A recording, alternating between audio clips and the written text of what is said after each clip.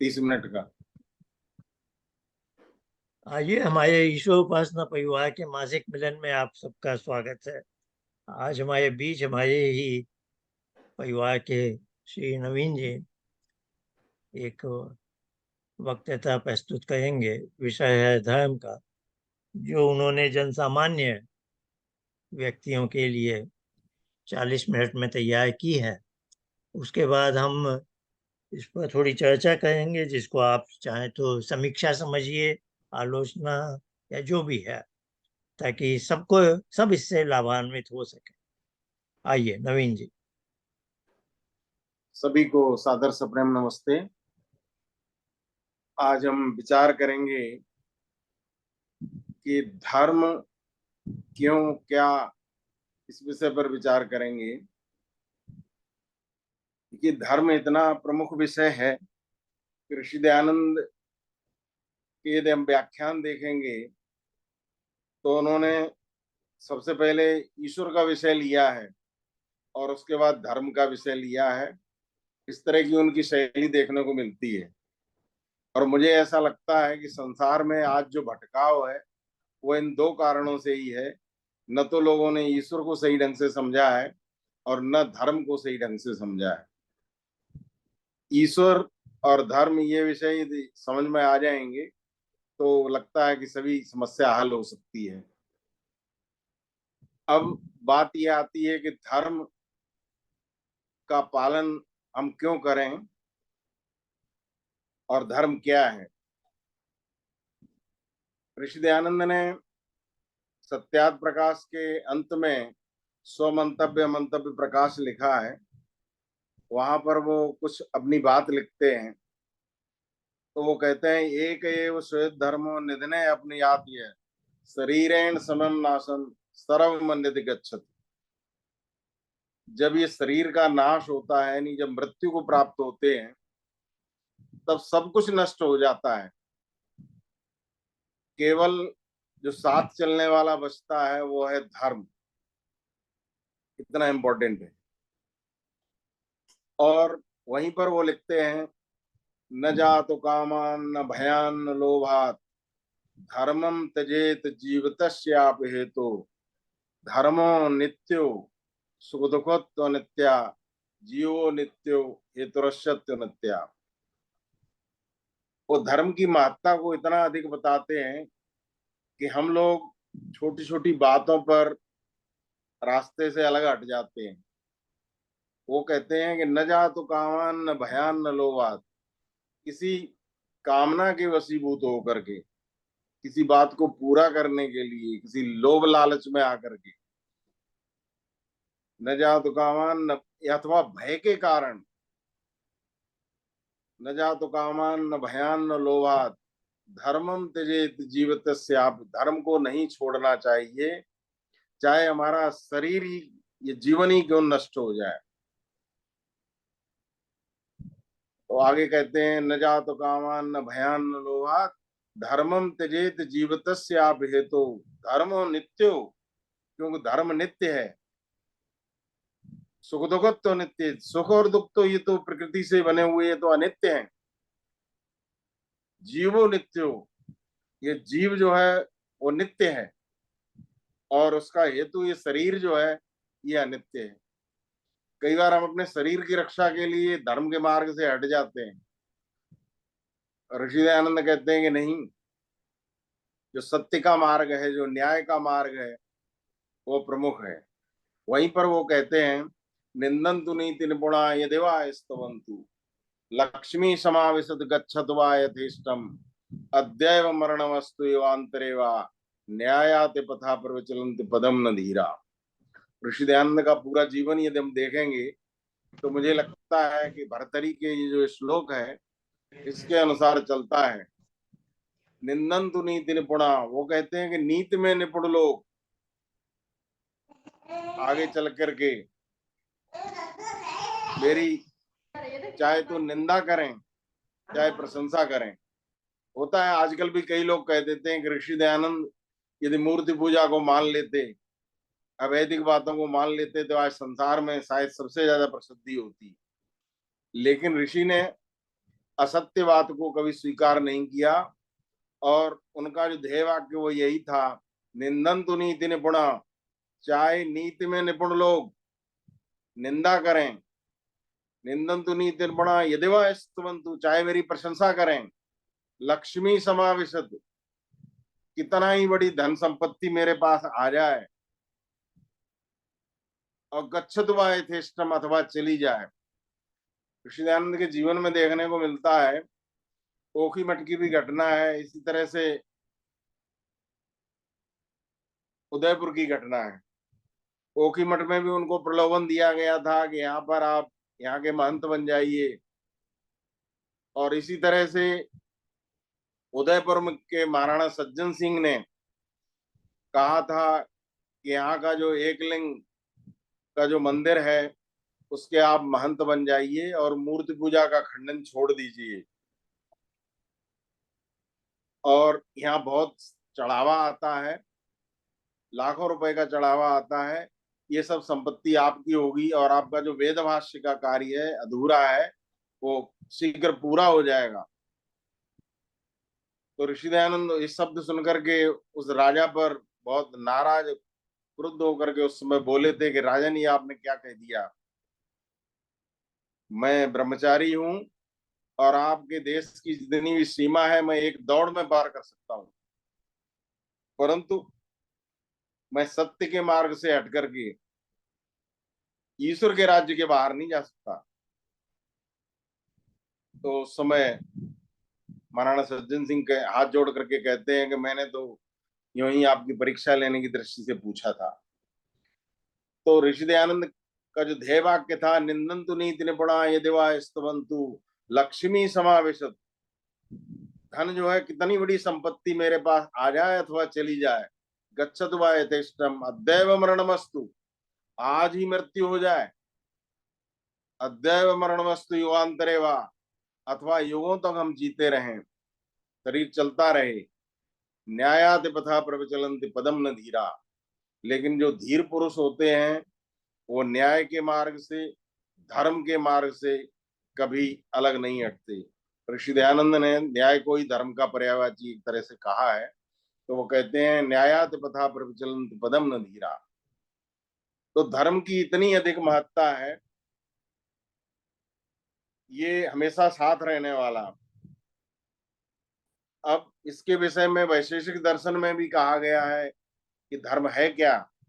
वो कहते हैं, महर्षि कणादि कहते हैं, यतो अभ्युदय न श्रेयस सिद्धि सधर्मा,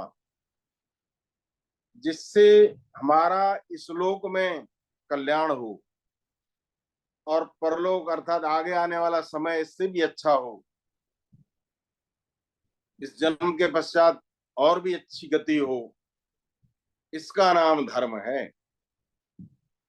यानी हमारा कल्याण इसी समय हो और आगे भी हो, आगे उससे अच्छा हो, ये धर्म कहा उन्होंने। तो कुछ लोग कहते हैं कि धर्म का पालन क्यों, तो धर्म का पालन इसलिए क्योंकि हर एक कोई अपना कल्याण चाहता है।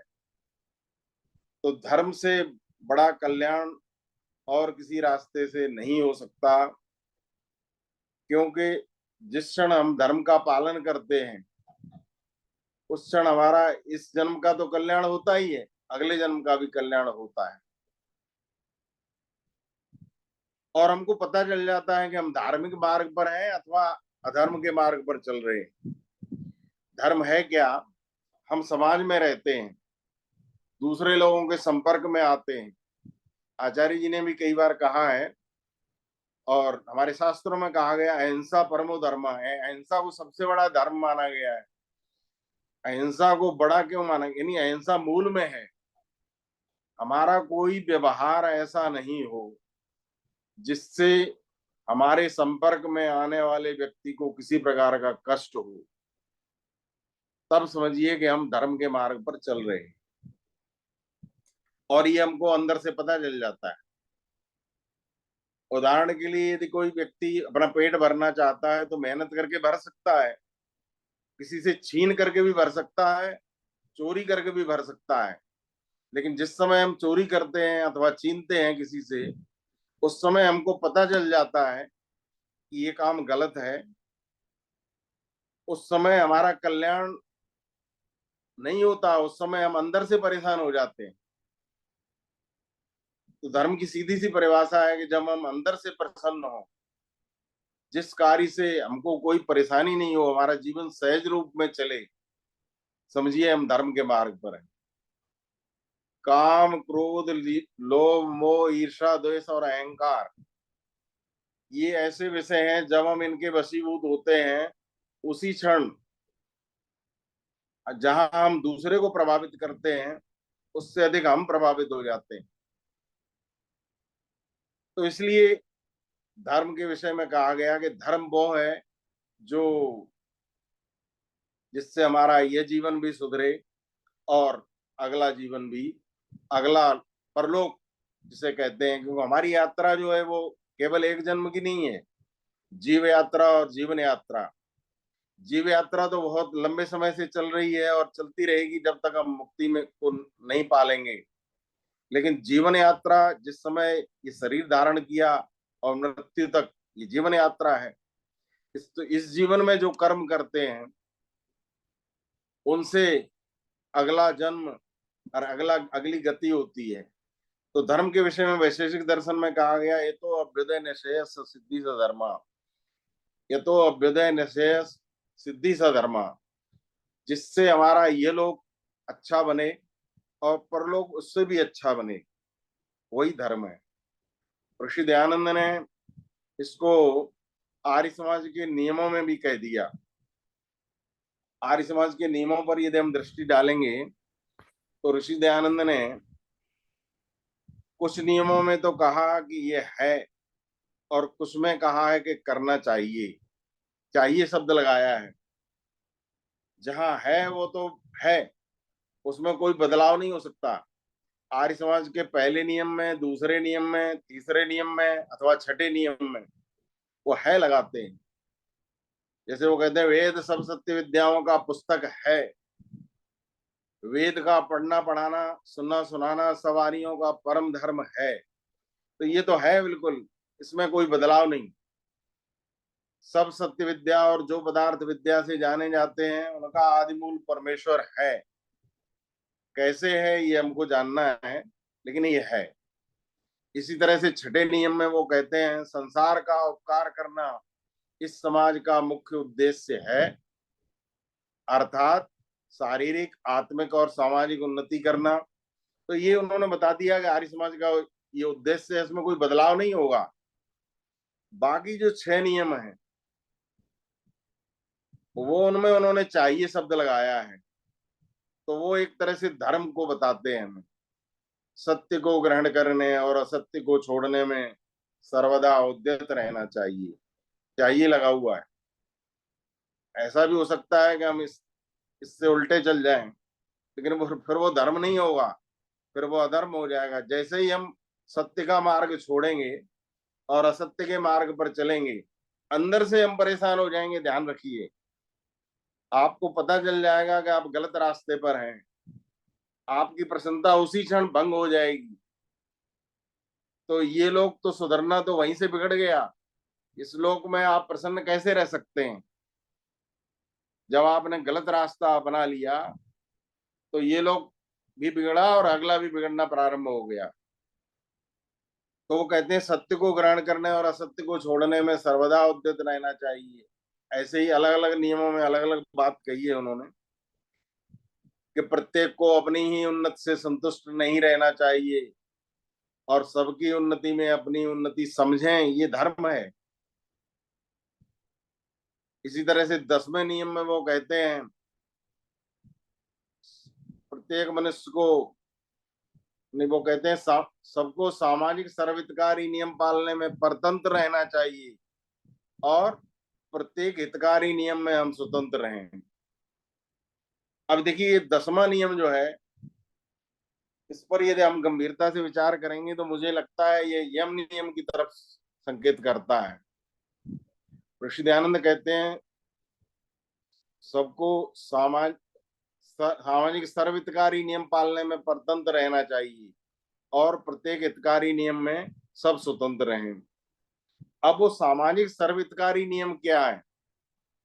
वही तो यम है, अहिंसा, सत्य, अस्तेय, ब्रह्मचर्य, अपरिग्रह। ऐसा लगता है कि ऋषि दयानंद ने यम और नियम को 10वें नियम में कह दिया है। सामाजिक सर्वहितकारी नियम है अहिंसा, सत्य, अस्तेय, ब्रह्मचर्य और अपरिग्रह। तो वो कहते हैं कि इनके पाल में परतंत्र, यानी इनमें कोई छूट नहीं है, ये समाज के नियम है, इनका पालन करना ही करना है। और प्रत्येक हितकारी नियम में हम स्वतंत्र हैं। हितकारी नियम क्या है? वो नियम शौच, संतोष, सब, स्वाध्याय, ईश्वर प्रणिधान, ये आपके अपने लिए हैं। इनमें थोड़ा बहुत छूट मान सकते हो, लेकिन यदि हमको योग के मार्ग पर चलना है तो महर्षि पतंजलि ने यम नियम को आधार माना है। ऋषि दयानंद भी ऋग्वेद आदि भाष्य में एक जगह लिखते हैं कि जब यम नियम का पालन किया जाता है तो समझिए योग के क्षेत्र में बीज बोए जाते हैं। तो वो कहते हैं सब मनुष्यों को सामाजिक सर्वहितकारी नियम पालने में परतंत्र रहना चाहिए। तो अहिंसा का नियम है, सत्य है, अस्तेय है, ब्रह्मचर्य है, अपरिग्रह है। इनका दृढ़ता से पालन करना ये सामाजिक सर्वहितकारी नियम है। और हितकारी नियम नियम है। तो ऋषि दयानंद ने आर्य समाज के 4 नियमों में तो है शब्द लगाया है, और यानी वो तो निश्चित है। और बाकी 6 नियम में उन्होंने चाहिए लिखा है, यानी वो धर्म की तरफ संकेत करते हैं। धर्म के विषय में महर्षि मनु ने एक जगह लिखा है कि धर्म क्या है। वो कहते हैं वेद स्मृति सदाचारा स्वयस्य च प्रियम आत्मनः एतत् चतुर्विध प्राहु साक्षात धर्मस्य लक्षणम। कि धर्म क्या है? तो पहले उन्होंने बताया कि धर्म को जानने के लिए पहला प्रमाण जो है वो वेद है। क्योंकि परमपिता परमात्मा ने आज से लगभग 2 अरब वर्ष पूर्व जो सृष्टि का निर्माण किया, तो ये संपूर्ण सृष्टि बनाई और सृष्टि के साथ साथ हमको ज्ञान भी दिया। क्योंकि केवल एक सृष्टि बना दी और नैमित्तिक ज्ञान परमात्मा हमको नहीं देता तो मनुष्य अपना जीवन यापन कैसे करता? इसलिए जो सृष्टि में नियम है वही वेद में है, जो वेद में है वो सृष्टि में है।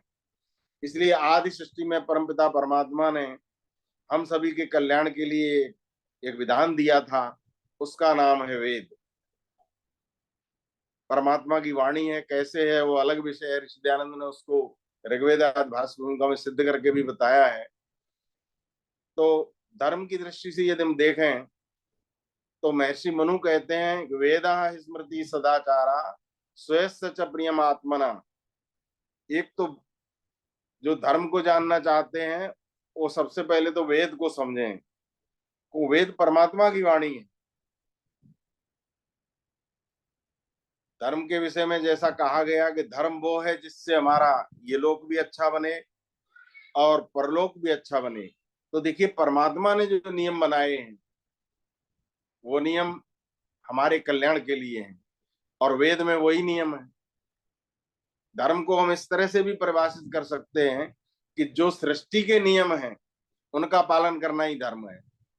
क्योंकि सृष्टि के नियम परमपिता परमात्मा के बनाए हुए हैं। उन नियमों से जरा सा भी हम चूक करते हैं तो वहीं पर मार खानी पड़ती है, वहीं पर हमारा नुकसान होता है। भौतिक दृष्टि से देखिए, आप ऊंचे नीचे में पैर रखेंगे तो आपको चोट लग सकती है। क्योंकि ईश्वर के बनाए हुए जो भौतिक नियम है उनका भी पालन आपको करना पड़ेगा, और जो दूसरे नियम है, आध्यात्मिक नियम है, उनका पालन भी हमको करना है। तो वेद वो पुस्तक है जिसमें परमपिता परमात्मा के बनाए हुए सृष्टि के संपूर्ण नियम, संपूर्ण विधान है। इसलिए धर्म को जानना है तो महर्षि मनु कहते हैं कि वो पुस्तक है वेद। वेद स्मृति, ऋषि दयानंद ने भी इसलिए कहा कि वेद सब सत्य विद्याओं का पुस्तक है। वेद का पढ़ना पढ़ाना और सुनना सुनाना सब आर्यों का परम धर्म है। वेद परमात्मा की वाणी है। आज संसार का पतन क्यों हो रहा है? मुझे ऐसा लगता है कि संसार का पतन इसलिए हो रहा है कि हम सब लोग वेद से दूर चले गए हैं। परमात्मा ने जो हमको ज्ञान दिया था सृष्टि के आरंभ में, वो एक सही रास्ता था, और उस रास्ते के जितने जितने हम अनुकूल हैं, जितने पास हैं, उतना हमारा कल्याण हो रहा है। और जितना हम दूर चले गए हैं, उतने ही अंधकार में भटक रहे हैं। आज हम देखेंगे संपूर्ण संसार में कितने प्रकार के ग्रंथों का निर्माण हो गया, कितने गुरु खड़े हो गए, और ये यदि वेद से दूर ले जाते हैं तो फिर ये मानवता के लिए वास्तव में संकट है। यदि वेद के अनुकूल हैं तब तो वो धर्म है, तब वो सही रास्ता है। इसलिए महर्षि मनु कहते हैं कि वेदा है स्मृति सदाचारा। वो कहते हैं स्मृति, जो स्मृति वेद के अनुकूल है वो भी धर्म है। जो स्मृति वेद के अनुकूल है वो धर्म है। जैसे मनुस्मृति है, याज्ञवल्क्य की स्मृति आदि जो भी हैं, वो धर्म के अंतर्गत आते हैं। आगे वो कहते हैं सदाचार। सदाचार यानी आप्त पुरुषों का आचरण, वेद के अनुकूल आचरण, स्मृति जो वेद के अनुकूल है उसके अनुसार आचरण, ये सदाचार है। तो ये तीन तो धर्म को जानने के मार्ग ये हो गए। चौथा वो कहते हैं वेदा स्मृति सदाचारा स्वयस्य च प्रियमात्मना, जो अपनी आत्मा को प्रिय लगे। आत्मा को प्रिय ये नहीं है कि हम रसगुल्ले खा रहे हैं तो ये तो शरीर के लिए सुख हो गया, आत्मा के लिए नहीं है। वेदा स्मृति सदाचारा स्वयस्य च प्रियमात्मना, ये तो चतुर्विध प्राहु। आत्मा को क्या प्रिय है? आत्मा को वही प्रिय है जो ईश्वर का मार्ग है। उदाहरण के लिए, जब हम किसी को धोखा देते हैं, जब हम झूठ बोलते हैं, ये आत्मा को प्रिय नहीं है। जब हम चोरी करते हैं, आत्मा को प्रिय नहीं है। अहिंसा, सत्य, अस्तेय, ब्रह्मचर्य, अप्रग्रह, जो सामाजिक सर्वहितकारी नियम है, ये जब इनसे दूर हटते हैं, इनका पालन नहीं करते हैं, समझिए ये आत्मा को प्रिय नहीं है। और इसके लिए ऋषि दयानंद ने जगह जगह संकेत किया है, सत्यार्थ प्रकाश में भी किया है। वो कहते हैं कि जो कर्म आत्मा को प्रिय होगा, उसके करने से हमारे अंदर आनंद, उत्साह, उमंग, निर्भयता की उत्पत्ति होती है। बहुत उत्साह भर जाता है जब हम परोपकार के कार्य करते हैं, किसी का भला करते हैं, उत्साह उमंग से भर जाते हैं, निर्भयता आती है। और जब हम कोई गलत कार्य करते हैं, गलत कार्य कर रहे होते हैं, उस समय लज्जा, भय और शंका। चोर चोरी करता है तो उसको शर्म आती है कि कभी पता चल गया तो दूसरों से क्या कहेंगे। डर भी लगता है कि कोई पकड़ सकता है, शंका भी हो जाती है। तो ऋषि दयानंद कहते हैं कि ये लज्जा, भय और शंका ये परमात्मा की तरफ से आत्मा में है। और ईश्वर निराकार होते हुए भी वो कभी हाथ नहीं पकड़ता किसी का, लेकिन रोकता अवश्य है। लज्जा, भय और शंका के माध्यम से हमको रोकता है। आनंद, उत्साह, उमंग, निर्भयता के द्वारा हमको अच्छे कार्यों की तरफ प्रेरित करता है। ऋषि दयानंद ने इससे परमात्मा की सर्वव्यापकता का सिद्धांत भी सिद्ध किया है। वो कहते हैं कि ये बात हम सबके अंदर है, सबने इसको देखा है। इसका मतलब वो आत्मा के अंदर जो प्रेरणा है वो सबको मिल रही है। तो परमपिता परमात्मा सर्वव्यापक है। इसलिए महर्षि मनु कहते हैं कि वेदा स्मृति सदाचारा स्वयस्य च प्रियमात्मना एतत् चतुर्विध प्राहु साक्षात धर्मस्य लक्षणम। जो हमारी आत्मा को प्रिय है, जो हमारे अनुकूल है, जिसके करने से अंदर से, उदाहरण के लिए हम जीवन में व्यवहार करते रहते हैं। आप कभी भी देखिए, दिन के समय में जब हम कार्य करते हैं, आपके आसपास लोग होते हैं, आपके कार्य से आपके आसपास के लोग प्रभावित होते हैं। यदि वो प्रभाव अच्छा जाता है, वो लोग प्रसन्नता को प्राप्त होते हैं, तो समझिए हम धर्म के मार्ग पर हैं। आप जो कर रहे हैं उसके कारण उनकी परेशानी बढ़ने वाली है, अच्छे लोगों की विशेष रूप से, और उनकी परेशानी बढ़ने वाली है, तो इसका मतलब आप कुछ गलत कर रहे हैं, आपको भी परेशानी होगी। तो ये धर्म है। इसी तरह से जो धर्म के लक्षण है, महर्षि मनु ने मनुस्मृति के 6 अध्याय में वो धर्म के लक्षण भी बताए हैं कि जब हम धर्म के मार्ग पर होते हैं तो धार्मिक व्यक्ति में कौन कौन से लक्षण होते हैं। वो कहते हैं धतिक क्षमा दमो अस्तेयम शौच इंद्रिय निग्रह धीर विद्या सत्यम क्रोधो दशकम धर्म लक्षणम। ये मनुस्मृति में 6 अध्याय का अंतिम श्लोक है कि जो धर्म के मार्ग पर चलता है उसका मार्ग कभी गलत होता नहीं है, ईश्वर के मार्ग पर होता है। तो उस व्यक्ति में पहला लक्षण ही देखने को मिलेगा, धैर्य बहुत गजब का होगा। वो हिलेगा नहीं, कितनी भी बड़ी परेशानी आ जाए।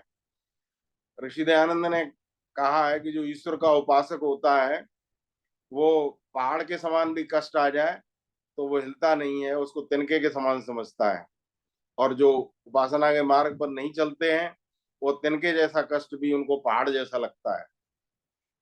तो धर्म के लक्षणों में कहा गया धृति, धैर्य, अद्भुत धैर्य। ऋषि दयानंद जब काशी गए थे, काशी में शास्त्रार्थ किया, तो वहां पर वो अकेले थे, 24 पंडित सामने बैठे हुए थे, और जाते समय भी लोगों ने उनको रोका था कि आप वहां पर अकेले हैं, कैसे शास्त्रार्थ करोगे। लेकिन उनमें बहुत गजब का धैर्य था और बिल्कुल हिले नहीं, धैर्य पूर्वक उन्होंने वो शास्त्रार्थ किया था। शास्त्रार्थ में भी उनकी जीत हुई थी, और उसके बावजूद वहां के लोगों ने हुड़दंगा मचाया था। और अगले दिन वो लोग ये देखने के लिए आए थे कि ऋषि दयानंद पर क्या प्रभाव पड़ा है। तो स्वामी जी जैसे पहले थे वैसे ही अगले दिन भी थे, क्योंकि उन्होंने तो शोर मचा दिया था कि महर्षि दयानंद हार गए। जबकि जो स्वामी जी ने प्रश्न पूछे थे उनका उत्तर वो नहीं दे पाए। ये धर्म के लक्षणों की जो चर्चा हो रही है, आज पूरे संसार में बहुत से लोग धर्म के लक्षणों को बता सकते हैं। ये आर्य समाज की विजय है। उस समय काशी के पंडितों में जो सामने पंडित बैठे हुए थे, धर्म के लक्षण तक नहीं बता पाए, इतनी अविद्या फैली हुई। तो उस समय बाल शास्त्री कहते हैं कि मैं बताऊंगा, तो ऋषि दयानंद कहते हैं कि आप अधर्म के लक्षण बता दीजिए, तो चुप हो गए। तो धर्म का पहला लक्षण है धैर्य, क्षमा, क्षमाशीलता भी उस व्यक्ति में देखने को मिलेगी। छोटी छोटी बातों में परेशान नहीं होता, किसी ने कुछ कह दिया तो कह दिया, ये मनुष्य का स्वभाव है। अलग अलग लोगों के स्वभाव होते हैं। लोग अपने स्वभाव, अपने संस्कारों के अनुसार व्यवहार करते हैं। दिन में आपसे कई लोग कई प्रकार के मिलेंगे, कुछ कह सकते हैं, उससे यदि आप परेशान हो जाते हैं तो इसका मतलब आप में भी कुछ कमी है, धर्म के मार्ग पर अभी नहीं चल रहे हैं। ऋषि दयानंद को एक व्यक्ति रोजाना गालियां दिया करता था, शायद फर्रुखाबाद की घटना है।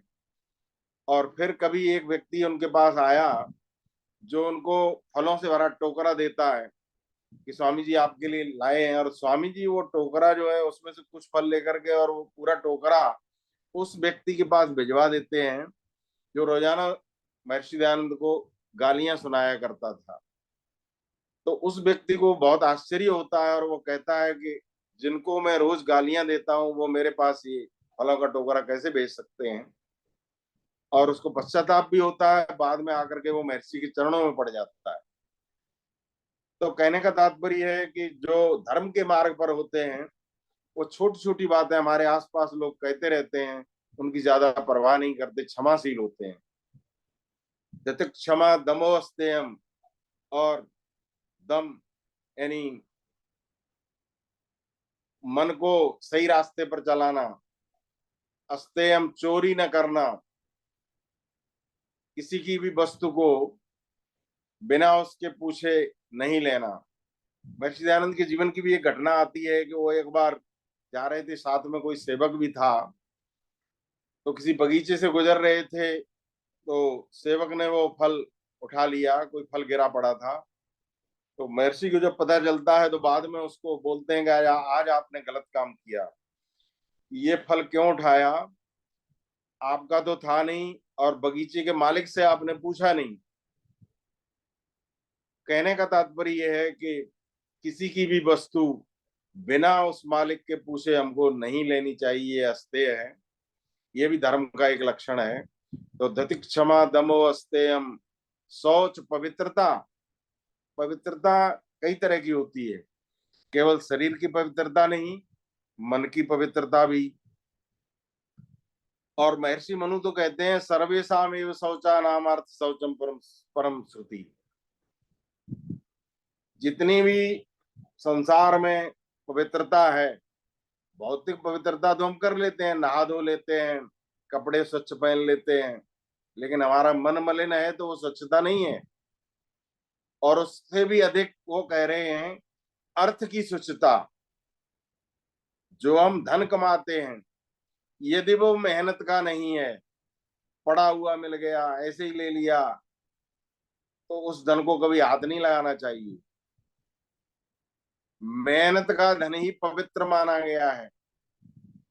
सर्वेशामेव शौचानाम अर्थ शौचम परम। वो कहते हैं कि जो जितनी भी पवित्रताएं हैं, उनमें धन की पवित्रता, मेहनत से कमाया हुआ धन, ये सबसे बड़ी पवित्रता है। तो धति क्षमा दमो अस्तेयम, शौच इंद्रिय निग्रह, इंद्रियों का निग्रह। क्योंकि हम जानते हैं, उपासना की क्लासों में भी हमने देखा है कि इंद्रियों का जो स्वभाव है वो बाहर की तरफ होता है और प्रकृति या माया की तरफ होता है। यदि हम इंद्रियों के बस में रहेंगे तो जिसे कहते हैं ब्रह्मचर्य, उसकी तरफ ईश्वर में हमारे विचरण नहीं होगा। या तो देखिए, ज्ञान कर्म उपासना या ज्ञान कर्म भोग, ये दो स्थितियां हैं। यदि हम इंद्रियों के साथ हैं तो भोग की स्थिति में होते हैं, यदि इंद्रियों से अलग हैं तो ईश्वर से जुड़ गए, फिर हम उपासना में हो गए। इन दो में से एक स्थिति में रहते हैं। तो अच्छी स्थिति यही है कि हम ज्ञान कर्म उपासना में रहें। और संसार में तो ज्ञान कर्म और भोग की स्थिति देखने में आती है। इसलिए धर्म के लक्षणों में कहा गया कि धति क्षमा दमो अस्तेयम, शौच इंद्रिय निग्रह, धीर विद्या। हमारी जो बुद्धि बुद्धि जो है वो भी सत्य सही रास्ते को दिखाने वाली हो। धियो यो न प्रचोदयात्, हमारी बुद्धि सन्मार्ग की तरफ हमें प्रेरित करे। विद्या, विद्या जो है वो, विद्या और अविद्या का लक्षण भी योग दर्शन में आया है कि जब जब हम अनित्य वस्तु को नित्य मानने लगते हैं, अपवित्र को पवित्र मानने लगते हैं, अनात्मा को आत्मा मानने लगते हैं, इस तरह से वहां पर लक्षण कहे गए हैं, तो ये अविद्या का लक्षण है और इसके विपरीत विद्या है। ऋषि दयानंद ने भी इसको सत्यार्थ प्रकाश के 9वें समोल्लास में बताया है। तो कहते हैं तितिक्षमा दमो अस्तेयम, शौच इंद्रिय निग्रह, धीर विद्या, सत्यम, सत्य का मार्ग। सत्य क्या है? जो हमारे मन में है वही वाणी में हो और वही कर्म में हो, तब सत्य है। अब लोग ये सोचते हैं कि मन में तो कुछ और, वाणी में कुछ और, करेंगे कुछ और, क्योंकि लोगों को पता नहीं चलेगा। मैं ये कहा करता हूं कि ये वही लोग करते हैं जो नास्तिक हैं, जिनको ये पता है कि परमपिता परमात्मा सर्वव्यापक सत्ता है। आप क्या अंदर सोच रहे हो उसकी पकड़ में है, तो आप गलत सोच कैसे सकते हैं? आप कैसे गलत, मन में क्या है वही बोलेंगे, फिर आप वही करेंगे। इसलिए ऋषि दयानंद के शब्द हैं सत्यवानी, सत्यवादी, सत्यकारी। हम सत्य को माने, वही बोलें और वही करें। और देखिए, यदि हम ये नहीं कर रहे होंगे तो निश्चित रूप से हम धर्म से हट गए। विषय धर्म का चल रहा था। धर्म क्या है? वो कह रहे हैं सत्य को ग्रहण करने और असत्य को छोड़ने में सर्वदा उद्यत रहना चाहिए। याद रखिए, जिस समय हम असत्य के मार्ग पर होते हैं, अंदर से हमारा शरीर हिल जाता है, पूरा अस्तित्व हिल जाता है। कुछ लोग कहते हैं कि ब्लड प्रेशर हो गया। मैं ये कहा करता हूँ, ब्लड प्रेशर होता ही तभी है जब हम धर्म के मार्ग से अलग हट जाते हैं। ब्लड प्रेशर सही करने का सबसे पहला रास्ता है कि धर्म के मार्ग पर चलें। जब हम धर्म का रास्ता छोड़ देते हैं तो समझिए उसी समय ब्लड प्रेशर बढ़ना शुरू हो गया, उसी समय शुरू हो गया आपका। ये लोग जो है वो बिगड़ना शुरू हो गया, परलोक तो बिगड़ेगा ही। तो कहते हैं दति क्षमा दमो अस्तेयम शौचम इंद्रिय निग्रह। इंद्रियों का निग्रह, इंद्रियों बाहर से रोक करके अंदर परमात्मा की तरफ हम बढ़े, ब्रह्मचर्य का पालन करें। शौचम इंद्रिय निग्रह, धीर विद्या, सत्यम अक्रोधो, सत्य और अक्रोध, क्रोध नहीं करना, क्रोध नहीं करना। तो हमको कभी इस बात का ध्यान रखना है कि अनावश्यक रूप से क्रोध नहीं आए। तो महाभारत में एक उदाहरण देखने को मिलता है कि युधिष्ठिर को एक पाठ याद करने के लिए कौरव पांडवों को दिया गया था, सत्यम वद धर्मम चद मां क्रोध। सत्य बोलो, धर्म पर चलो, क्रोध मत करो। और अगले दिन गुरुजी ने पूछा तो सबने सुना दिया, युधिष्ठिर ने नहीं सुना पाया। क्योंकि युधिष्ठिर के मन में ये था कि जब ये पाठ जीवन में आ जाएगा तो हम इसको कंठस्थ मानेंगे। तो उसके बाद फिर अगले दिन सुना गया, फिर नहीं सुना पाया तो गुरुजी ने पिटाई भी कर दी। फिर और इस तरह 2-3 बार हुआ। तो अंतिम दिन जब चौथे पांचवें दिन जब पूछा गया, तब जब पिटाई हुई तो उन्होंने कहा कि अब थोड़ा थोड़ा याद हुआ है, क्योंकि पहले मुझे भी क्रोध आता था, अब आप से पिट भी रहा हूं, क्रोध भी नहीं आ रहा है, सत्य बोलना भी प्रारंभ कर दिया है। तो ये जीवन में आचरण, मां क्रोधा, क्रोध नहीं करना, ये केवल ये बोलना नहीं है। सत्यम पद केवल ये वाक्य याद नहीं, सत्य जीवन में आना चाहिए। सत्यम पद धर्मम चर, ये केवल पढ़ने के लिए नहीं है, यदि हमारे जीवन में आते हैं तो वो धर्म है। ये धर्म के विषय में थोड़ी सी चर्चा मैंने आचार्य जी के कहने से रखी। आप सभी को बहुत बहुत धन्यवाद। नमस्ते।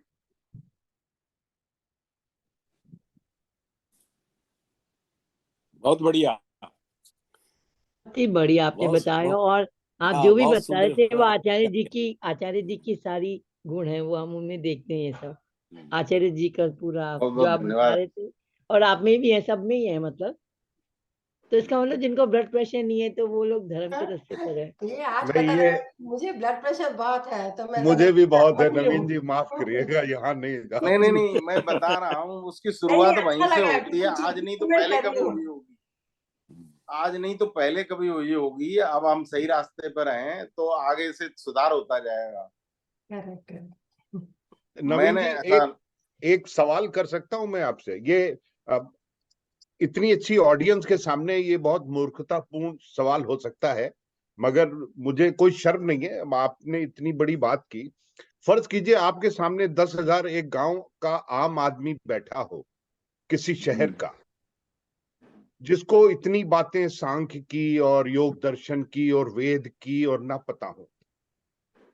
तो जहां तक मैंने धर्म को जाना है कि हमारा जो रिलीजन नहीं है, हमारा कोड ऑफ कॉन्डक्ट है जिसे हम फॉलो करते हैं। और वो कोड ऑफ कॉन्डक्ट हमारा कहां से पता चलता, वो हमारी माँ के अलावा कोई नहीं बताता, या क्लास का टीचर वो शंटी दबा के कि तुमने उसकी कॉपी से नकल की, ये गलत बात है। और माँ कहती है ये मत करना, ये मत करना। तो बेसिकली जो एक आम आदमी के लिए है, should do, what should be done is basically dharma, what should not be done is not dharma। But जब आप कहते हैं ऋषि ने यहां लिखा, ऋषि ने वहां लिखा, और हमारे क्या नाम है, पतंजलि ने ये यम नियम बताया, तो क्या हमारे पास कोई ऐसा ग्रंथ नहीं है जहां पर ये सारी बातें एक जगह लिखी हो कि हम उसको, किसी एक आदमी को अगर कल को कोई हमसे पूछे कि आपका धर्म क्या है, बोले अहिंसा परमो धर्मा, अरे बोले राम राम आपका होगा, हमारे तो अल्लाह मियाँ कहते हैं कि ये वाली आयत पढ़ के धीरे धीरे काटो, और जब वो तड़पेगा जानवर और इस आर्टरी से खून निकलेगा तो वो कोशर मीट बनेगा, फिर एक हलाल का मीट। तो वो उनका कोड ऑफ कॉन्डक्ट है। तो मेरे कहने का मतलब, जो हम लोग जो फॉलो करते हैं, बेसिकली वो है जो हमारे माँ बाप या हमारे गुरु बता देते, बट जी इज देयर आप कोई एक ऐसी मैं जगह consolidated मैं अपने अनुसार बताता हूँ, फिर उसमें सुधार होगा तो आचार्य जी बताएंगे। पहले तो हमारा जो धर्म जो वेद है, और चूंकि हम वेद से दूर हट गए, उपनिषद और शास्त्र भी हमारी पकड़ में नहीं रहे, तो जैसे षड दर्शन कहा जाता है, मैं तो ये कहा करता हूँ कि ये जो सत्यात्म प्रकाश है ये सातवां दर्शन है, और इसको बताने के लिए भी कोई ऋषि कभी पैदा होगा तो शायद हम उसको मानेंगे। आज के समय में यदि कोई धर्म को समझना है तो शायद सत्यार्थ प्रकाश से अच्छी कोई पुस्तक नहीं हो सकती, उसको सत्यार्थ प्रकाश बताया जाए, यही रास्ता। ये सत्यार्थ प्रकाश वो ग्रंथ है जो ऋषि दयानंद जो है वो सृष्टि के आज ब्रह्मा से लेकर और जैमिनी की जी जो परंपरा, उसके अंतिम ऋषि महर्षि दयानंद सरस्वती हैं, और महर्षि दयानंद सरस्वती वो ऋषि हैं जिन्होंने कोई ग्रंथ हिंदी में लिखा है। तो सत्यार्थ प्रकाश के माध्यम से ही आज का जनसाधारण धर्म को समझ सकता है, और कोई रास्ता नहीं है। ये मेरा मंतव्य है, बाकी आचार्य जी इसमें मार्गदर्शन करें। ये तो फिर केवल 150 साल की बात हो गई या 200 की। अब युधिष्ठिर को धर्मराज कहा जाता था, क्यों कहा जाता था? कि धर्म क्या है? अभी आचार्य जी मिसेस कविता जी होंगी, तो इन्होंने मुझे एक बार स्वामी जगदीश्वरानंद की मैंने पूछा, मैं रामायण पढ़ना चाहता हूं, और मैंने पढ़ी रामायण। तो राम जी भी धर्म को धारण किए रहते थे, और मैंने देखा कि कहीं कुछ और ऐसा पूरी रामायण में नहीं है, एक्सेप्ट जब भरत उनसे मिलने आते हैं तो राम जी ने कम से कम 3-4 पेजेस में उनसे इतने सारे प्रश्न किए, वो सारे के सारे धर्म के बेस्ड लगते हैं। कि क्या उन हथनियों को तुम अलग से इनाम देते हो जो हाथियों को लाती हैं? क्या तुम अपने सेनापतियों को उत्साहित करते हो? क्या तुम अपनी माओ का ध्यान? तो मुझे लगा कि अगर कहीं मैंने पूरे जीवन में धर्म के बारे में अगर कुछ पढ़ा है, तो वो केवल वो 5-7 पेजेस हैं। अब तो मैं नहीं मैडम को फॉलो कर पा रहा हूँ, क्योंकि मैंने उसको पढ़ लिया था काफी पहले। उसके अलावा मैंने कंसोलिडेटेड कहीं नहीं देखा। और राम जी ने इतने सवाल किए, और सारे के सारे लगता है कि यही हमारा धर्म है। कि क्या प्रजा की देखभाल करते हो, इनका देखभाल करते हो, वहां जासूस भेजते हो, जानवरों की ये रक्षा, गौदान, और सत्य का राज है, बनिए ठीक से सामान बेच रहे, मतलब इतने ढंग के सवाल थे। तो मुझे लगा कम से कम एक एक साक्ष्य है कि अगर कोई पूछे कि भाई, तो हम बता सके कि एटलीस्ट ये 7-8-10 पेजेस में जो राम जी ने भरत से सवाल किए हैं, वो शायद हमारा धर्म हो। इसके अलावा मनुस्मृति को मैंने ऐसे सरसरी निगाह से बहुत साल पहले देखा था, वो बिल्कुल प्रैक्टिकल लगती नहीं है। मतलब वो बहुत छोटी छोटी बातों को, किसी ने मांस खा लिया तो उसको ये दंड, किसी ने मदिरा पी लिया उसको ये दंड, गुरु की पत्नी को देखा ये दंड, गुरु की पुत्री को देखा तो ये दंड। तो वहां भी कहीं ऐसा कंसोलिडेशन नहीं है धर्म का। तो चूंकि हमारा धर्म बुकिश नहीं है, मगर अगर हम कहें कोड ऑफ कॉन्डक्ट, तो शुड, जो मेरी माँ ने सिखाया वो मेरा धर्म है। कि ये नहीं करना चाहिए बेटा, चोरी नहीं करनी चाहिए, ये कचरा वहां नहीं फेंकना चाहिए, प्लेट उठा के वहां रखनी चाहिए, अपना बर्तन, तो वो हमारा धर्म बन गया। मगर ये कोई आप जो जैसे इन्होंने अभी बताया ना, सृष्टि के नियम है वो वेदों में, और वेदों के नियम सृष्टि में है, तो उसी के ऊपर अगर कोई मिल जाए सिंप्लीफाइड, जी तो भी हम जी बच्चों जी, को सिखा सकते हैं। तो सृष्टि के नियम किसको पता है? मतलब जैसे हम सृष्टि भी के नियम, सीख सकते हैं, हम भी सीख सकते हैं, हमको नहीं मालूम है। आज मुझसे कोई पूछे धर्म क्या है, मैं सच बोलना, नहीं, धर्म तो क्यों वे भाई, ऑफ सच लिविंग, बोलने से क्या होगा? द वे ऑफ तो living, the way keep conduct, code of conduct to follow. धर्म माँ कोई बाप की रिलीजन सेवा नहीं करो। इंग्लैंड में कोई बच्चा माँ बाप की सेवा नहीं करता। है। माँ बाप एग्जैक्ट 16 साल के बाद बच्चे को घर में बर्दाश्त नहीं कर पाते, कहते हैं घर छोड़ो मेरा। तो हमारे लिए माता पिता की सेवा है। यहाँ पर माँ बाप खुद कहते हैं घर छोड़ के चले जाओ। तो जो सत्य है वो सब जगह सत्य होना चाहिए। और ट्रूथ है। जो वेद और उपनिषद और ये सब जो आप बोल रहे हैं, मुझे नहीं पता हमने कोई वेद पढ़ा होगा। वेदा मतलब आप कैसे, उसमें तो बहुत सारे वेदास है ना, वेदास तो बहुत सारे होते हैं नहीं? खैर आचार्य जी, आप अगर इस पे 5 मिनट कुछ, क्योंकि ये बहुत मुझे बड़ा बेसिक सवाल लगता है, और वो कि मैं किसी को कोई रेफरेंस देना हो तो मैं क्या रेफरेंस दूं? नहीं, जी धर्म आचार्य जी शब्द इसमें बहुत ही अनोखा शब्द है। मनुष्य के लिए ये जानना आवश्यक है, क्योंकि मनुष्य ही है जो अधर्म कर सकता है, वो कोई प्राणी अधर्म नहीं कर सकता, क्योंकि हाँ। उनको तो धर्म के मार्ग पर ही चलना है। तो मनुष्य को ईश्वर ने स्वतंत्रता दी है कि धर्म को जानते हुए भी हम धर्म से विमुख होकर अधर्म कर सकते हैं। तो इसलिए हमें बार बार उपदेश दिया जाता है कि धर्म से अधर्म, या अधर्म करते हो तो अधर्म से धर्म की ओर आ जाओ। अब आपने भी संसार चक्र की अच्छी बात कही थी। तो जो धर्म और अधर्म, संसार में दोनों तरह के मनुष्य हैं। दूसरे पशु में सभी धार्मिक हैं। जी। अब बात आपकी आई कि धर्म इतना व्यापक है और हमारी संस्कृति भी विचित्र है कि हमारे यहाँ धर्म का तो शब्द है, रिलीजियन, मजहब का कोई शब्द ही नहीं। जी।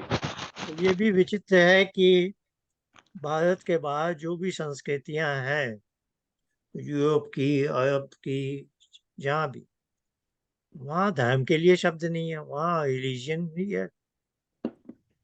तो इसलिए एक बहुत बड़ा कम्युनिकेशन गैप है कि हम एक भारतीय अभारतीय व्यक्ति को धर्म कैसे समझे।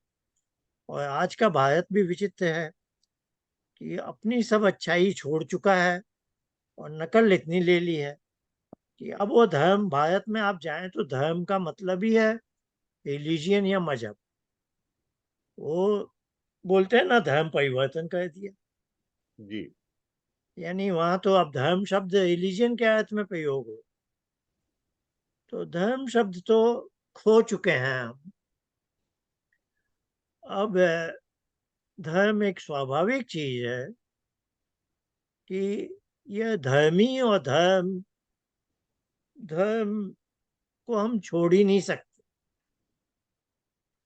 यदि सारा मानव समाज धर्म छोड़ दे तो समझिए सब एक दूसरे का गला काट।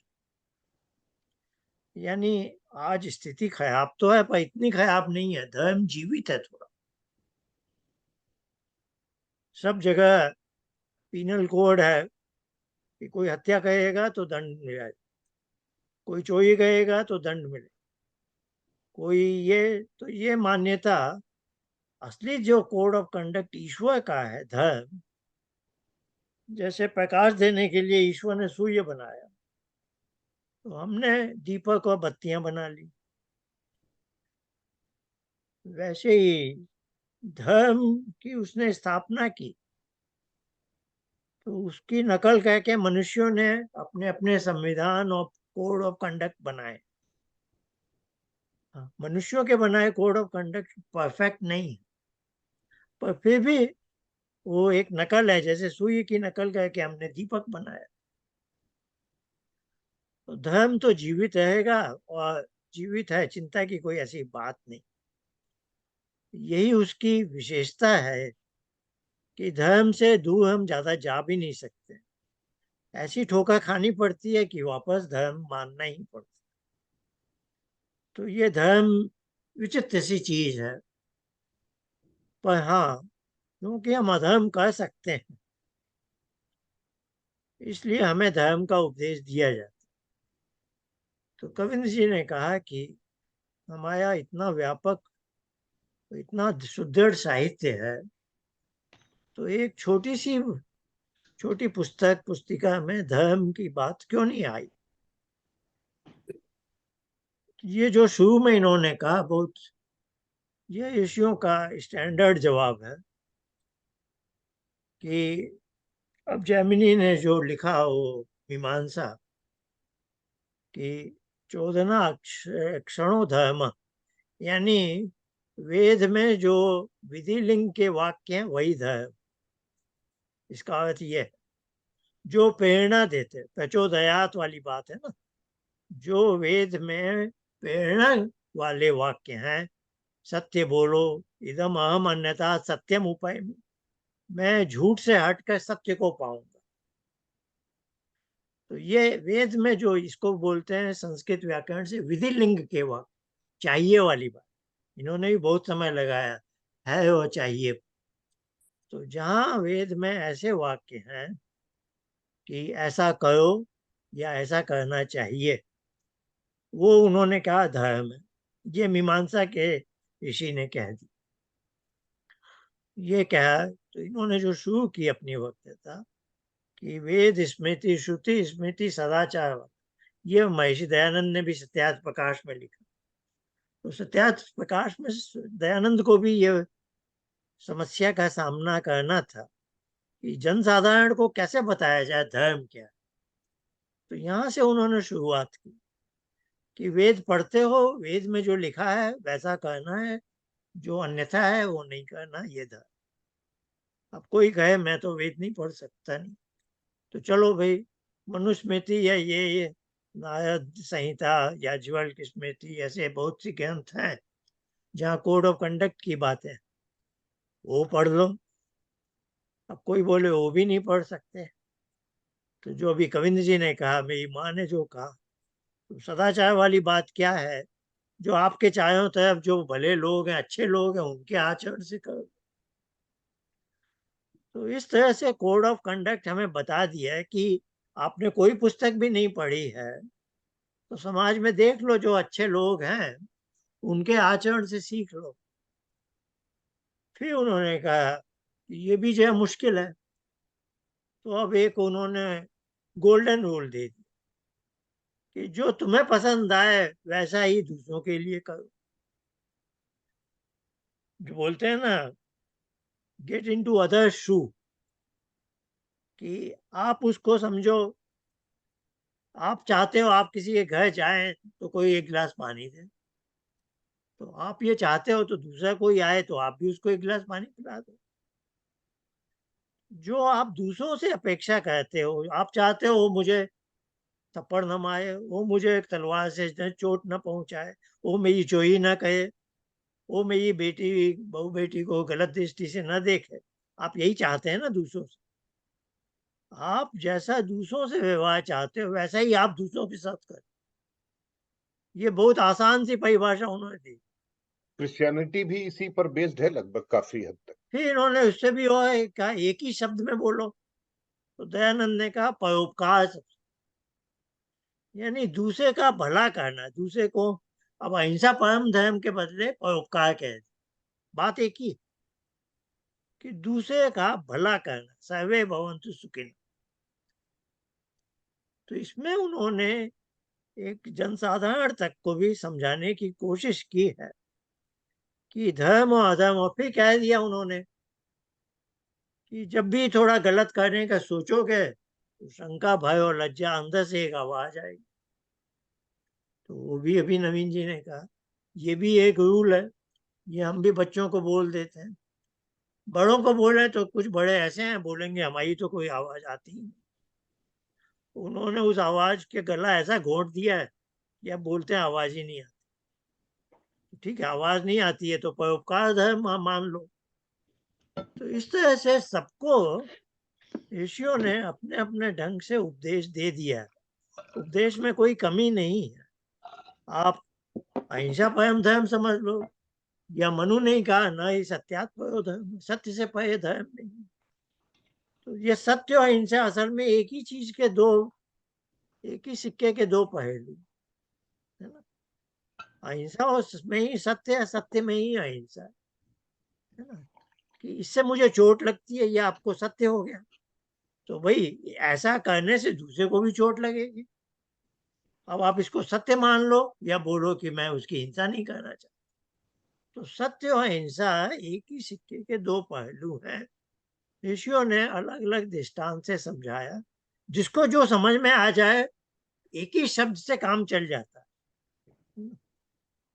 आपने रामायण वाली बात कही, वो भी अभी हमने भी, हमारा भी साप्ताहिक चल रहा है रामायण का पारा, तो 3-4 सप्ताह चित्रकूट में जो भरत मिलाप वाला है, आपने सही कहा है। तो उसमें मैं एक जोड़ना चाहता हूँ, वो एक बहुत लंबा संवाद है जो राम ने भरत से, और एक विशेष शैली में हो, सभी प्रश्नवाचक है, जी 30-40 जी प्रश्न, जी।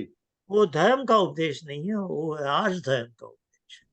अच्छा। देखिए धर्म भी अलग अलग थे, है ना? धर्म भी किसका क्या प्रोफेशन है, अब उसके डिटेल में जाएंगे तो अलग अलग। तो वहां धर्म का उपदेश है, राम अपने भाई भरत को बोल रहे हैं तुम अयोध्या जाओ और शासन संभालो। फिर कुछ उसको गाइडलाइन दे रहे हैं, वो गाइडलाइन है।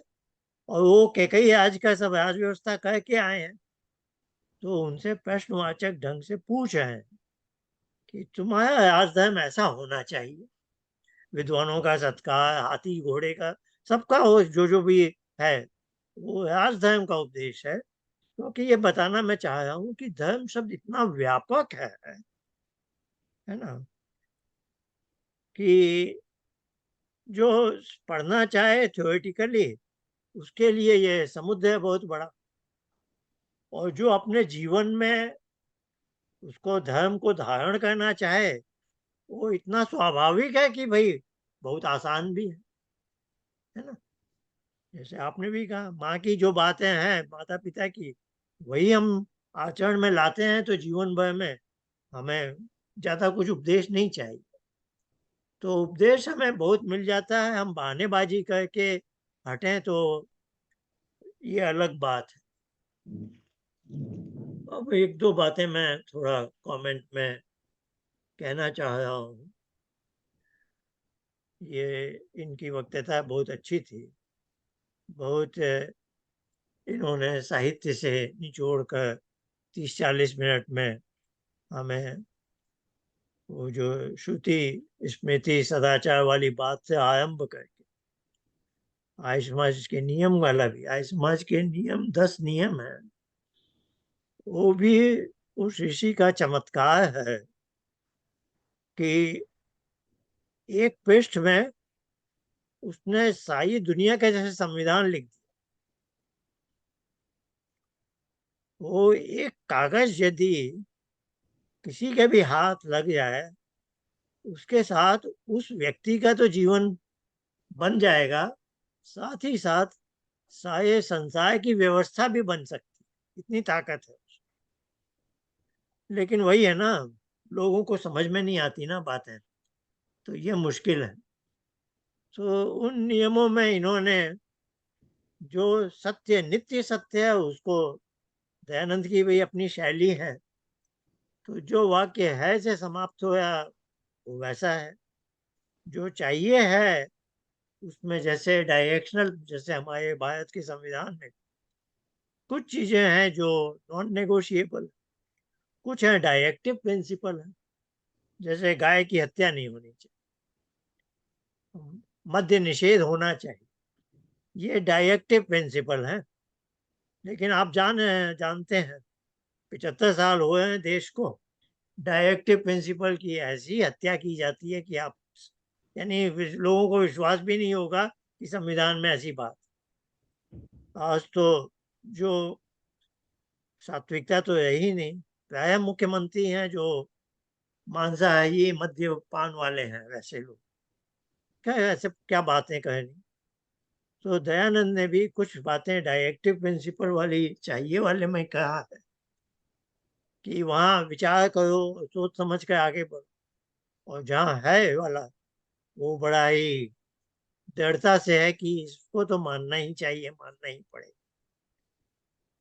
तो उसमें मैंने देखा है कि मैंने भी एक छोटी पुस्तक लिखी है समाज के नियम पर, कि पहले जो 4-5 नियम हैं उसमें उनका सार है कि एक मनुष्य सच्चे अर्थ में आर्य बन जाए।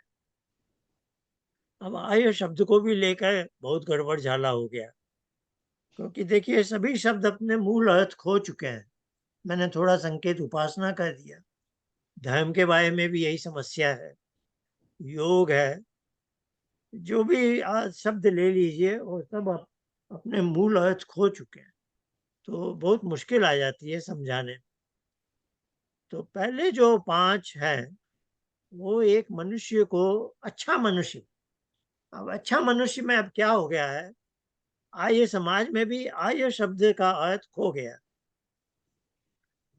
अभी केवलवंतो विश्व माय, सारे संसार को श्रेष्ठ बनाओ, हिंदी में ये लिख दे, मेक द वर्ल्ड नोबल।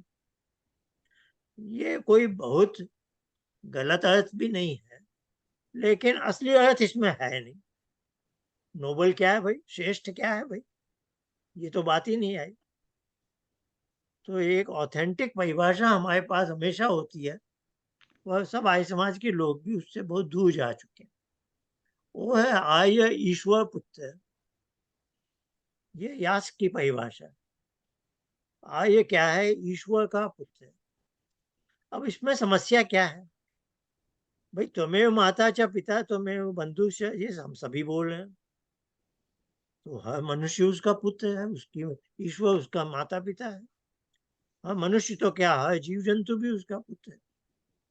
तो अब ये यास्क ने कैसे लिख दिया आर्य ईश्वर पुत्र। अब ये रहस्य बहुत आसान है ऐसे समझना चाहे तो। इसमें है कि पिता जिसको सर्टिफाई करेगा ये मेरा पुत्र है, वो पुत्र माना जाएगा, न कि पुत्र बोले ये मेरा पिता है। आप समझे ना? मैं कितना ही बोलूं, हे प्रभु तुम मेरे पिता हो, तुम ये हो, तुम मुझे ये देते हो, अन्न जल वायु ये।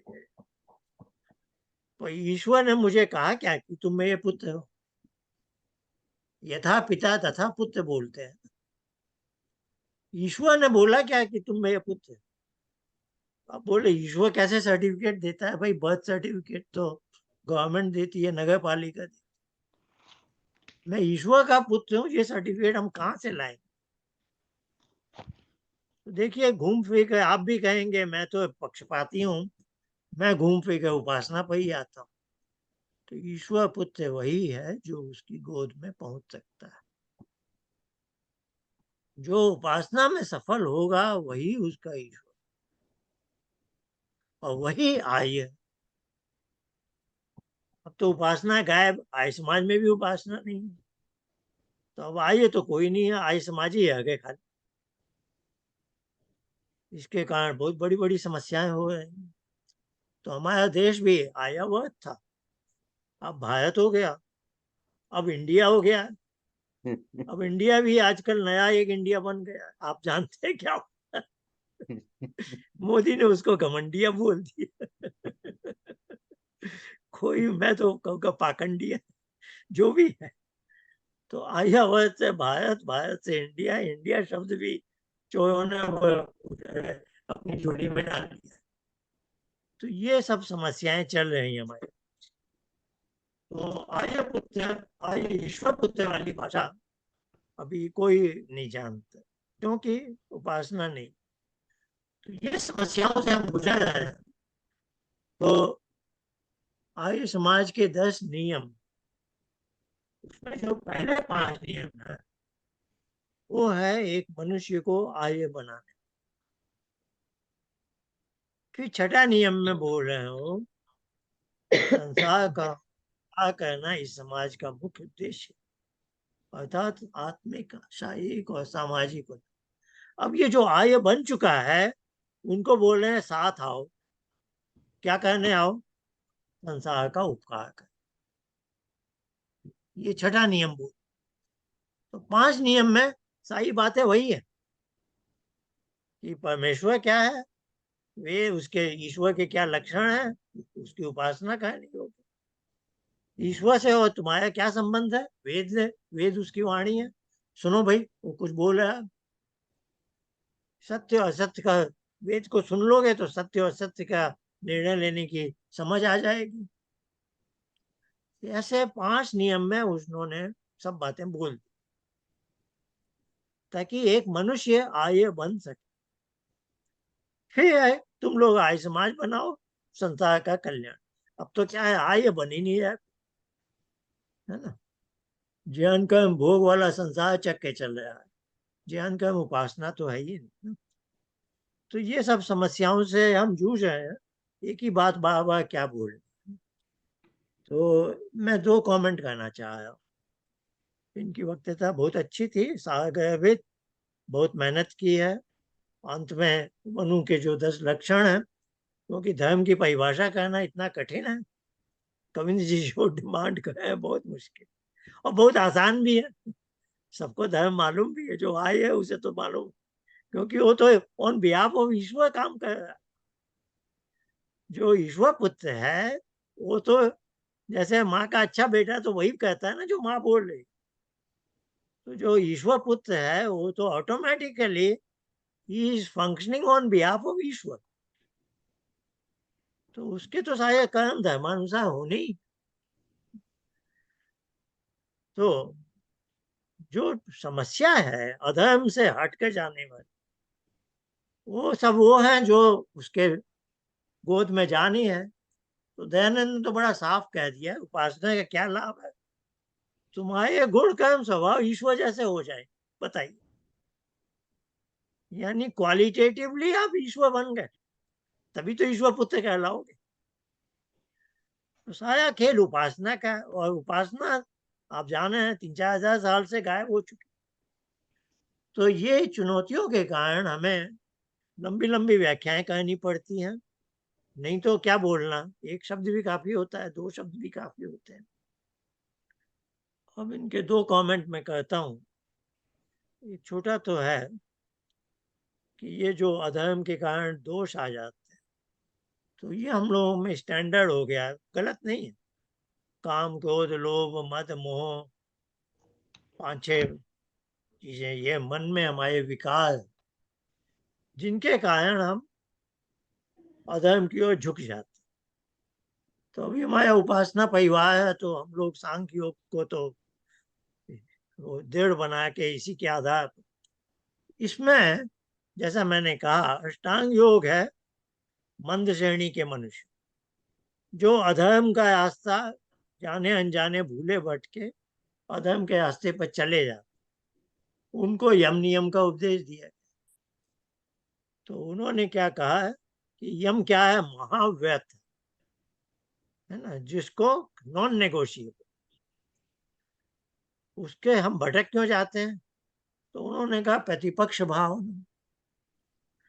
तो जब भटक जाए तो प्रतिपक्ष भाव कि यदि मैं गलत रास्ता ले लूंगा तो कहाँ पहुंचूंगा? तो उन्होंने कहा दुख और अज्ञान अनंत फला, अत्यंत दुख मिलेगा, अत्यंत है। और क्यों होता है? तो उन्होंने कहा लोभ क्रोध मोह पूर्वक। नवीन जी ने जो बात कही है गलत नहीं है, सही है, मैं कोई ऐसा कमी नहीं निकाल रहा। और ये आर्य समाज के मन से हम सुनते आते हैं, इसको ही कंसाइल कहना है। पतंजलि ने नहीं कहा काम क्रोध लोभ मद मोह, लंबी लिस्ट नहीं बनाई। उन्होंने 3 बातें की, लोभ क्रोध मोह। तो ये काम वासना क्या है? काम वासना में भी मनुष्य कुछ पाना चाहता है, तो ये लोभ के अंतर्गत है। आप समझे ना? तो ऋषियों की भाषा थोड़ा लव धातु से, जहाँ प्राप्ति की इच्छा है, जहां भी पाने की इच्छा है वो लोभ हो। और पाने की इच्छा ये राग के वश में। और जहां पाने की इच्छा है लेकिन मिलता नहीं है, तो मनुष्य को क्या होता है? क्रोध होता है। कोई अड़चन आ गई, मुझे कुछ पाना है और किसी ने वो पाने नहीं दिया, तो लोभ के बाद आ गया क्रोध। लोभ क्रोध और फिर एक क्या है, अब जैसे धृतराष्ट्र ने सही गड़बड़ क्यों की? विदु इतना अच्छा प्राइम मिनिस्टर है उसके पास, लेकिन दुर्योधन की जिद के आगे वो चलता नहीं था। वो क्या मोह में अंधा हो गया था। ऐसे ही अंधा तो था ही, पता नहीं था या नहीं, वो अपने व्यवहार से तो अंधा हो ही गया। दुर्योधन की सब बात मान लेता था, विदु उसको चेतावनी दिए जाए तो यह मोह पूर्वक। आप अपनी बुद्धि किसी को दे दो, बुद्धि का ही प्रयोग नहीं कर। अब मैं एक बात बोल रहा हूँ, ये दर्शन की बड़ी गहरी बात है। तो ये भ्रांति निवारण में अपनी पुस्तक लिखूंगा तो मुझे लिखना है। अब उसमें है ये वैशेषिक का सूत्र। अब मैं वैशेषिक खोल रहा हूँ आपके सामने। इसमें भी मैं नहीं कहूंगा नवीन जी ने कुछ गलत कहा, पर नवीन जी अब मेरे आशय को आप लोग भी समझ सको। ये आर्य समाज के मन से सब धुरंधर विद्वान बोलते रहते। धर्म की जहां भी बात आए वो वैशेषिक का ये है पहला सूत्र मैं पढ़ रहा हूं आपके सामने। अथातो धर्म व्याख्यास्याम, ये वैशेषिक का कणाद ऋषि लिख रहा है। वैशेषिक दर्शन का आरंभ हुआ। ये मैं चाहता हूं आप लोग धर्म को व्यापक ढंग से समझें। ऋषियों की भाषा बड़ी विचित्र होती है ना, और बुरी तरह से लोग फेल हुए हैं, बुरी तरह से हैं बड़े बड़े संस्कृतज्ञ। देखिए कैसे फेल होते हैं। सांख्य का तो मैंने बता ही दी, कैसे कैसे बुरी तरह से फेल होते हैं, ऋषि के आशय को नहीं समझ। अब मैं वैशेषिक का मैं विद्वान नहीं, वैशेषिक पर मैंने वैसा समय नहीं लगाया, पर फिर भी ये बात बोल रहा हूं। ये पहला सूत्र बोल रहा है कि अब धर्म की व्याख्या की जाती है ना। जैसे सांख्य क्या ऋषि कहता है, अथ तीव्र दुखात्यंत निवृत्ति अत्यंत पुरुष। तीनों प्रकार के दुख से अत्यंत निवृत्त होने के लिए जो अत्यंत पुरुषार्थ है उसका उपदेश दिया, आरंभ करता हूं। तो यहाँ ऋषि क्या कहें वैशेषिक वाले, यहाँ धर्म की व्याख्या का आरंभ किया जाता है। अब दूसरा सूत्र, यतो अभ्युदय निश्चय सिद्धि स धर्म। यत माने वॉट एवर, जो भी, अभ्युदय यानी सांसारिक उन्नति कया है, निश्चय पारलौकिक, मरने के बाद मैं कहाँ जाऊंगा कोई नहीं जानता, जो भी होगा उस समय भी मुझे सुख शांति मिल जाए, और अभ्युदय अभी भी सुख शांति मिले। यत जो जिससे ये प्राप्त हो, सिद्धि यानी सिद्ध हो, वह धर्म है। ठीक है, नवीन जी ने भी यही कहा, वह धर्म है जिससे अभ्युदय और निश्रेयस की प्राप्ति हो। बोलने वाले ने ये बोला, नवीन जी ने ये बोला, आपने भी ये सुना। आपने एक श्रोता इसका क्या अर्थ लेगा, क्योंकि व्याख्यान है धर्म के, धर्म है हमारा आचरण। श्रोता इसका अर्थ लेगा कि जिस आचरण से मेरा लोक भी सुधे और परलोक भी सुधे, वो मेरा आचरण धर्म। ठीक है ना, यही है धर्म का आचरण। क्या है, जिससे मेरा अभ्युदय भी हो और निश्रेयस। ये अब मैं आपको एक दिशा दे, यहाँ पर वैशेषिक के ऋषि ने जो धर्म शब्द का प्रयोग किया, आचरण के अर्थ में नहीं किया है। आप बड़े हैरान हो जाएंगे। तो ऋषि का जब शब्द होना, तो आगे पीछे आप ध्यान से देखिए ऋषि कहना क्या चाह रहे है ना। अभी मैं आपको एक दिशा दे रहा हूँ, ऋषि का यहाँ क्या कहना है कि जगत में जितने भी पदार्थ हैं उन सबका एक कुछ धर्म है। आप ध्यान से सुनिए। अब ये आचरण वाली बात हटा दीजिए थोड़ी देर के लिए। अब ध्यान से ये बात सुनिए, ऋषि का आशय क्या है कि संसार में जितने भी पदार्थ हैं वो सब धर्मी हैं, उन सबका अपना अपना धर्म। आप समझ गए ये बात। अब धर्म शब्द से आप आचरण मत लीजिए। धर्म शब्द is behavioral characteristic of everything that exists in the world. ठीक है, अब उनका अगला ऋषि का वचन तीसरा, तद वचनात् आम्नायस्य प्रामाण्यम। अब ये जो धर्म है, इसको बोल रहे हैं, जो मैं धर्म का बताएंगे क्या है, वो प्रमाण है। क्या प्रमाण है, वेद के आधार पर उसका। सबसे पहले उन्होंने अपनी बात को प्रामाणिकता दे दी कि मैं जो बोलने वाला हूं वेद के आधार। अब चौथा सूत्र है, इसमें धर्म का संकेत मिल रहा है। अब क्या बोल रहे हैं, धर्म विशेष प्रसूताद। ध्यान दीजिए, अब एक धर्म विशेष है। प्रसूता स्त्री होती है, बच्चे को जन्म देने वाली। अब क्या है, धर्म विशेष से जन्म लेने का, जिन चीजों ने धर्म विशेष से जन्म लिया है। अब ये धर्माचार आचरण वाली चीज चली गई, एक मिनट आप समझे ना। चौथा सूत्र आप ध्यान से पढ़िए, धर्म विशेष प्रसूता। धर्म विशेष, जैसे एक बड़ी माँ है, उसने जन्म दिया है। क्या क्या दिया, द्रव्य, गुण, कर्म, सामान्य, विशेष, समवाया नाम। ये 6 कैटेगरी है, ये उनका पीरियोडिक टेबल है, 6 कैटेगरी। इसको बोल रहे हैं पदार्था नाम। ये षष्ठी बहुवचन है, थोड़ी सी संस्कृत में जानता हूं तो इससे अंदाज लगाता हूं।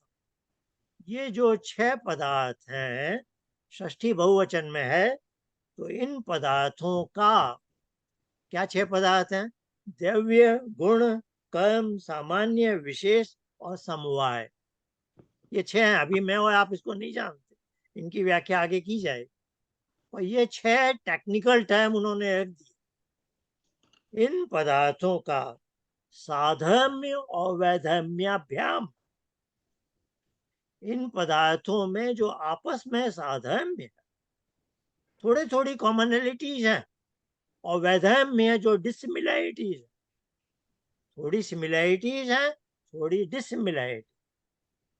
तत्व ज्ञानात, उसके रहस्य को साक्षात जान लेना।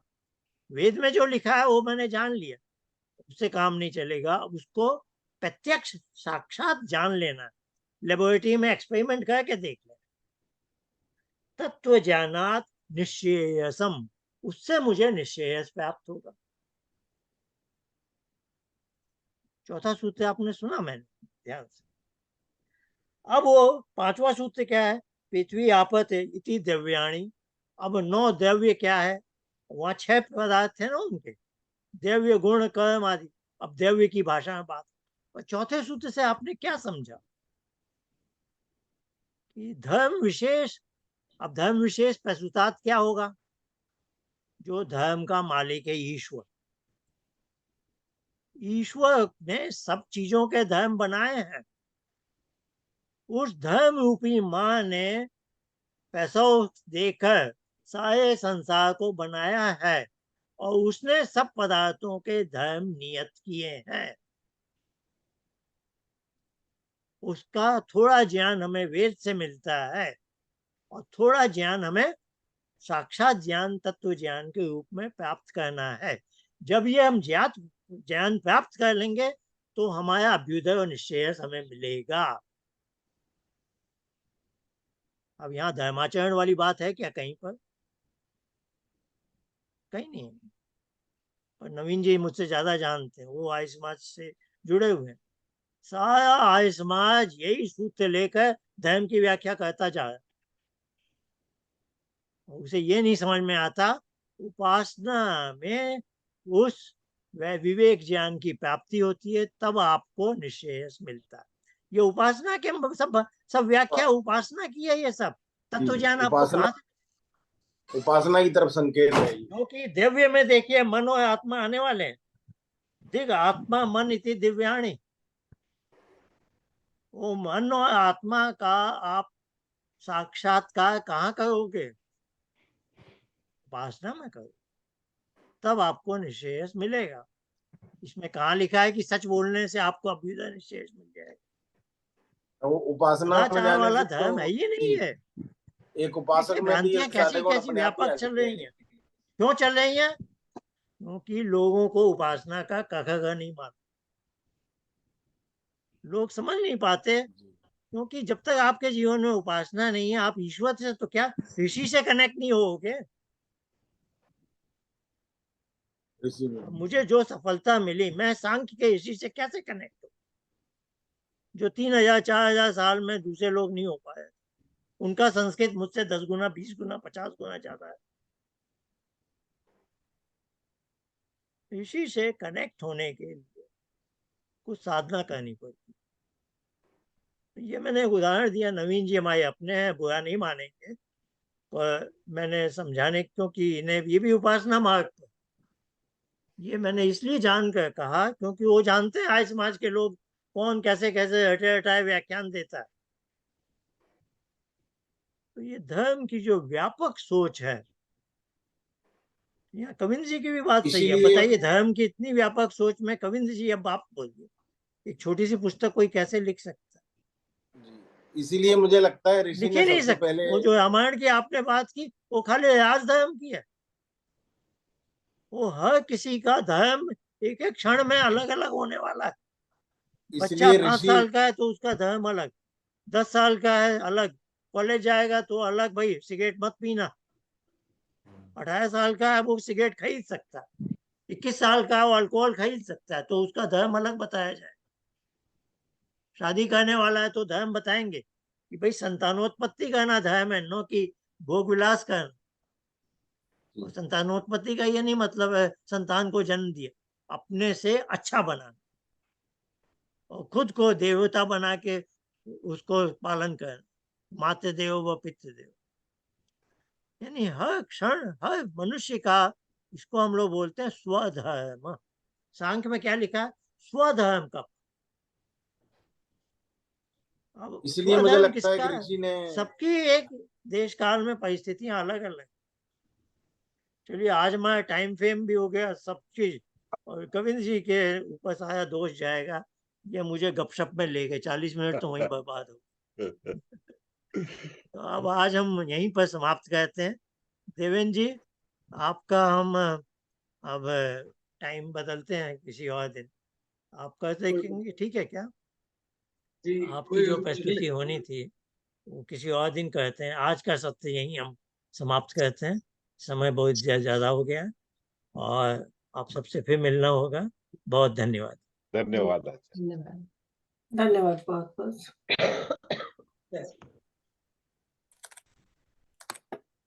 बहुत बहुत धन्यवाद।